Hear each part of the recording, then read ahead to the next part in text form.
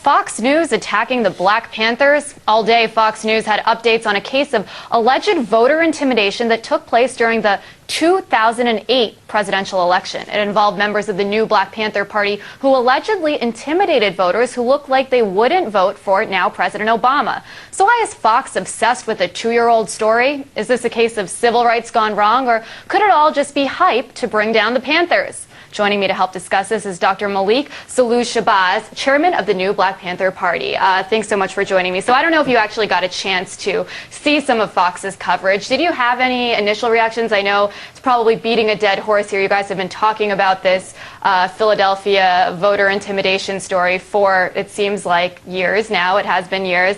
Were you surprised that it popped up back again and it was kind of an update every single hour? No, I'm not surprised, because I know that midterm elections are coming up, and I have been predicting that the attack would increase as we go into the elections, because this whole so-called voter intimidation controversy is just a tool by the Republicans. These new so-called civil rights Republicans that are suddenly fighting for civil rights, laugh out loud, are now all on the backs of the new Black Panther Party as we go into the election season. So I expect to see ads featuring the new Black Panther Party and further allegations against us, because they're at war with Obama and the Justice Department and trying to bring us down. And so, as you notice, they don't have us on to debate Attorney Adams or the others one-on-one, because they have no intention on being, as they say, fair and balanced. They want to paint us as extremists, and they don't want the truth to come out because they have political purposes. And that's why I'm happy to be here today, to get the truth out. And you know, you mentioned that Attorney Adams, who resigned from the Justice Department because they refused to further investigate that case from the Philadelphia polling place. You know, he said that politics and race are the reasons that you guys aren't being investigated. And, you know, Fox had lots of intense graphics, and they said this is powerful, explosive news. What do you make of those statements? I make of it as just part of the right-wing paranoia and playing on racial fears, unfounded racial fears in every way. I say Fox News should be ashamed of themselves. We used to be on Fox for years, but now they won't call us, but they like to talk about us, but they are afraid to talk to me and us. What the public must understand is that these charges had no merit against the organization, the new Black Panther Party. They had no merit against myself as the leader. What the public is not being informed of, that one member who was on video holding the nightstick, in fact, was found liable by the Justice Department, was penalized and prohibited from going to the polls in any form for over 4 years. But there was no merit that this was an organizational conspiracy to intimidate voters. It was not. There was no merit that I conspired to organize this. There was not.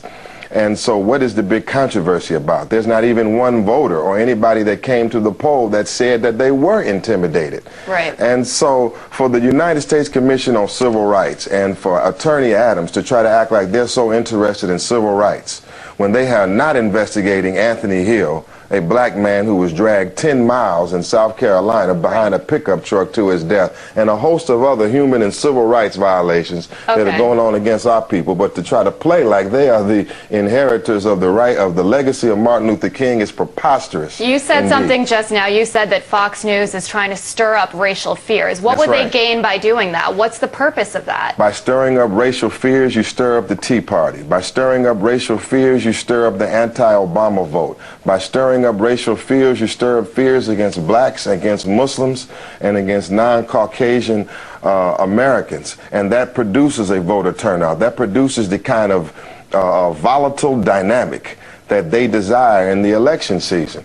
But I say they will fail. They plan and God plans, and God will be the best of planners. Adams and the Republicans will be defeated in this battle against the Panther Party. Let's talk about Fox News. They're being called the #1 cable news channel in the country right now. You know, many people have seen how the recession has affected the media. More talking heads spewing their opinions, more channels kind of gearing what their coverage toward a certain audience. Who do you think Fox News' audience is, and why does a story like this appeal to them so much? Fox News audience is mainly whites, Republican or right-oriented whites, some independents, Confederates, include some hard right-wingers and racist organizations. And so they have a base. It's really the dissatisfied whites in America that are saying they want to take their country back. We interpret that as meaning take our country back from this black man who happens to be the president, the not so subliminal message. So they have an audience. The 60% of whites that say that they disapprove of Obama, because his approval rating is only 40% with whites, that 60% that say they are dissatisfied with Obama is Fox News audience. And they're playing on the racial fears of their audience, but they're being dishonest and disingenuous in doing that, and they're even lying to the public. And they're supposedly number one. Do they represent what 99% of Americans feel? Is that American sentiment today? I think it's a manipulation scheme, a manipulation machine coming from Fox News, and I can't say any of the others are better. Until you have free and unbiased media in America that wants to get to the truth of the matters without the hype and without the defamation going on, we'll never have truth here. So Fox News is definitely off the path. It's definitely on a manipulation and playing on racial fears agenda. But there are also other forces behind them. There are Congressmen Wolf and Smith behind Fox on this attack. There's other key Republican newspapers, the Washington Times and others, that are driving and using Fox. And now they're even using other networks. But we want everybody to know that the new Black Panther Party is a sincere servant of our people. We're trying to help our people the best we can. The positions we take are a result of the discrimination, the raping, the robbery, the lynching, and the abuses that black people have suffered here in recent times and for over 400 years. Really quickly, the last time I spoke to you, you said that you were getting ready for a war with the Tea Partiers. Many people would say that a lot of Tea Partiers probably watch Fox News. Is this whole controversy adding fuel to the fire? What's the status on that war with the Tea Partiers? Well, we'll see Glenn Beck on August 27th on the National Monument. The new Black Panther Party will see him there since he's attacking us nightly and he won't talk to us. We'll see him on the National Monument in the National Mall.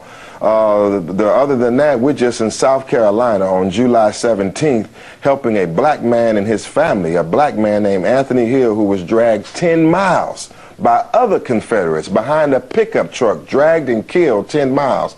That's what we're working on in South Carolina to help Anthony Hill and his family.